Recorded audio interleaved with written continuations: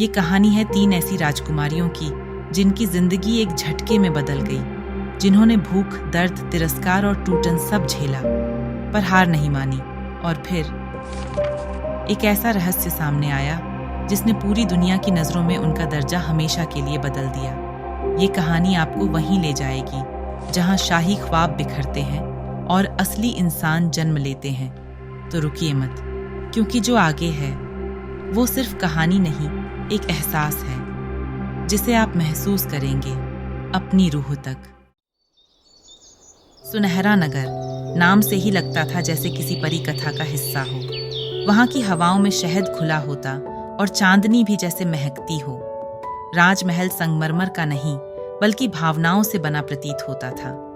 राजा वीरेंद्र सिंह वहां के शासक थे, न्यायप्रिय, साहसी और पिता।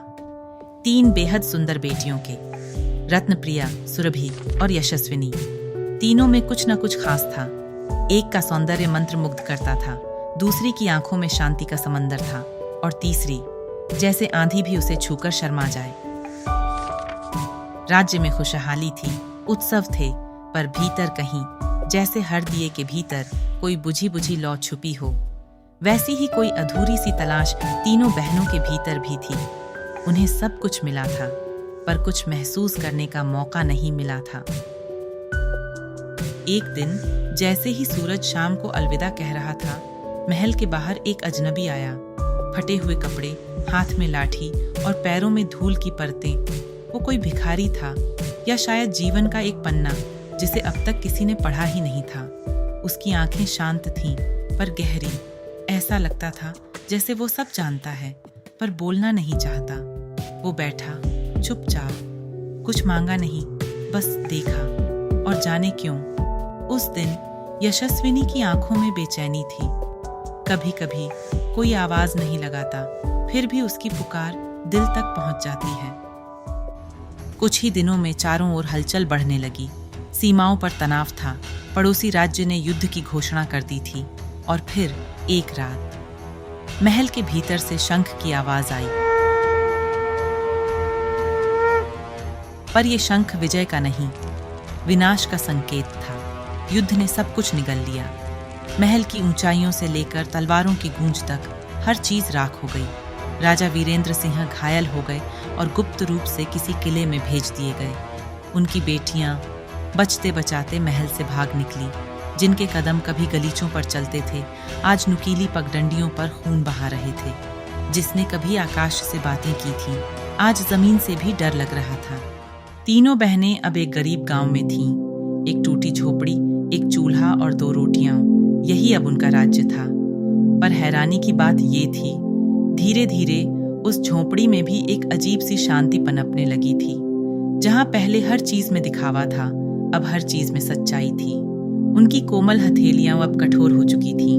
आंखों का काजल मिट गया था, पर दृष्टि और गहरी हो गई थी। अब वे शाही नहीं रहीं, पर इंसान बन गई थीं। एक शाम जब खेतों से थक कर लौटी यशस्विनी ने देखा, वही भिखारी फिर से गांव की चौपाल पर बैठा है। वो अब भी चुप था, अब भी नहीं मांगता था, लेकिन उसकी आंखों में इस बार कुछ और था।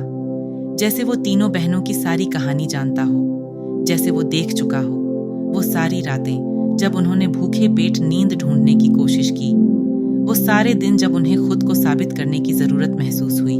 उसने कुछ नहीं कहा, पर उसकी मौन उपस्थिति ने जैसे उनकी आत्मा से संवाद कर लिया। एक अकाल गांव में फैल गया। फसलें सूख गईं, कुएं खाली हो गए। भूख से कराहते बच्चे, सूनी आंखों वाली माएं और 3 राजकुमारियां जो अब गांव वालों की उम्मीद थीं। कभी जिन्होंने गुलाब की पंखुड़ियों पर सोना सीखा था, आज वो कांटों से दूसरों की राहें साफ कर रही थीं। शाम को गांव की चौपाल पर बैठकर यशस्विनी आंखें बंद करके बस यही सोचती रही, क्या ये ही है जीवन का असली अर्थ?